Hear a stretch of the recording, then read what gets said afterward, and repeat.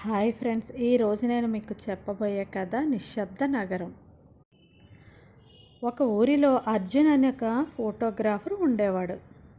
అర్జున్కి మంచి ఫోటోగ్రాఫర్గా పేరు తెచ్చుకోవాలని ఎంతో ఆసక్తి ఉండేది. అందుకని కొత్త కొత్త ప్రదేశాలకు వెళ్ళి ఫోటోలు తీసి మంచి పేరు సంపాదించుకున్నాడు.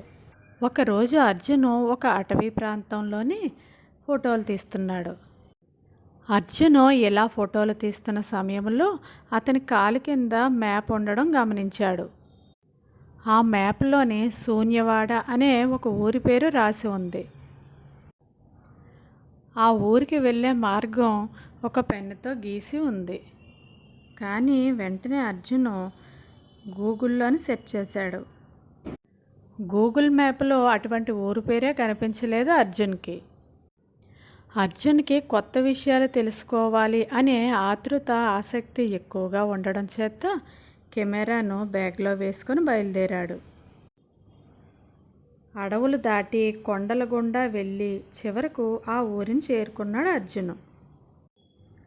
ఆ ఊరి పేరు శూన్యవాడ అని చెప్పుకున్నాం కదా, ఆ పేరుకు తగ్గట్టే ఊరు మొత్తం ఖాళీగా ఉంది. ఊర్లోని జనాలు ఎవ్వరూ కనిపించలేదు. ఇల్లు ఉన్నాయి కానీ తాళాలు లేవు. ప్రజలు కూడా కనిపించలేదు. అర్జున్ అలా నడుచుకుంటూ ముందుకు వెళ్తున్నాడు. ఇంకా ఏమైనా ఇల్లు ఉన్నాయా, జనాలు ఉన్నారా అని చూస్తూ ముందుకు వెళ్ళాడు.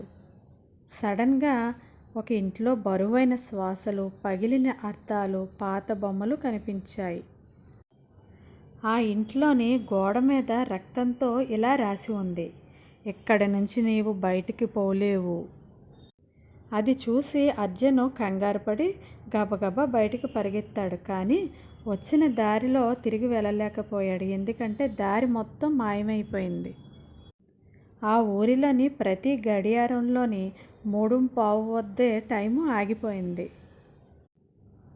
ఆ రోజు రాత్రి అక్కడ దగ్గరలో ఉన్న ఒక ఇంట్లో ఒక చిన్న పిల్లవాడి ఏడుపు వినిపించింది. అర్జున్కి మొదట భయం వేసింది. కానీ ఇక చేసేది ఏమీ లేక చూడ్డానికని బయలుదేరాడు. ఆ ఇంట్లో ఎవ్వరూ లేరు. అక్కడ ఒక బొమ్మ మాత్రమే ఉంది. కానీ ఆ బొమ్మ కళ్ళు తిప్పుతూ చూస్తుంది. బహుశా అతని భ్రమేమో అని అనుకున్నాడు అర్జున్. తరువాత అర్జున్ ఒక చిన్న గట్టు మీద కూర్చొని తన కెమెరాలో తీసిన ఫోటోలన్నీ చూస్తున్నాడు. అర్జున్ తీసిన ఫోటోల్లోని ఒక తెల్లని బట్టలు వేసుకున్న ఒక వ్యక్తి కనిపిస్తున్నాడు. అతను తీసిన ప్రతి ఫోటోల్లోని ఒక మగ వ్యక్తి కనిపించడం అర్జున్కి ఆశ్చర్యానికి గురిచేసింది. అరే, ఇక్కడ నేను ఒక్క మనిషిని కూడా చూడలేదే, ఫోటోల్లో ఎలా వచ్చాడు ఈ మనిషి అని ఆలోచనలోకి జారిపోయాడు అర్జున్. కాస్త తెల్లవారాక అలా నడుచుకుంటూ వెళ్తున్నాడు. అతనికి దారిలో ఒక గ్రంథాలయం కనిపించింది. అక్కడైతే మనుషులు ఎవ్వరూ లేరు. తలుపులు తెరిచే ఉన్నాయి. అర్జున్ అక్కడ గ్రంథాలయంలో ఒక పాత పుస్తకం తీసుకొని చదువుతున్నాడు. ఈ శూన్యవాడలో ఒక మానసిక వైద్యశాల ఉండేది. 1983లో అక్కడ డాక్టర్లు తప్పుడు ప్రయోగాలు చేసి పేషెంట్లను మరణింపచేశారు.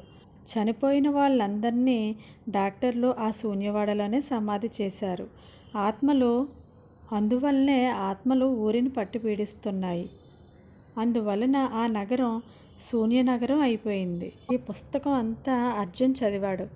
లాస్ట్ పేజీలోని ఇలా రాసి ఉంది: "నువ్వు వచ్చావు అంటే నువ్వు ఈ ఊర్లో భాగమే. నేను ఇక్కడ ఉన్న ఎవ్వరినీ బ్రతకనివ్వను" అని రాసిపెట్టి ఉంది. అర్జున్కి ఆ పుస్తకం చదవడం వల్ల ఒక విషయం తెలిసింది.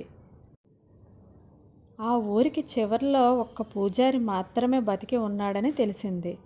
అర్జున్కి అది ఒక చిగురాశలాగా అనిపించింది. అర్జున్ వెంటనే పరిగెట్టుకుంటూ పూజారి ఇంటికి వెళ్ళాడు. పూజారి వెంటనే అర్జున్ని కూర్చోబెట్టి జరిగిన విషయం తెలుసుకున్నాడు.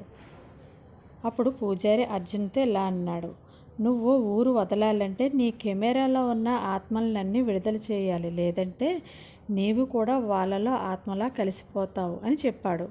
పూజారితో కలిసి అర్జున్ కెమెరా రోల్స్ను తగలబెట్టాడు.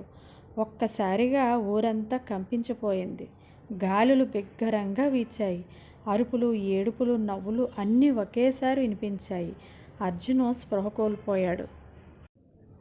అర్జును అలా మరునాడి ఉదయం వరకు స్పృహలోకి రాలేదు. అక్కడే పడిపోయాడు. అతని కెమెరా, మ్యాప్ ఏమీ కనిపించలేదు.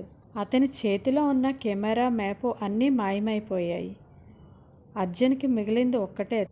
అర్జున్ తల మీద బంగారం నెమలికలు మాత్రమే ఉన్నాయి. ఆ ఊరికి తిరిగి వెళ్ళే దారి కూడా ఎవ్వరూ కనిపెట్టలేదు.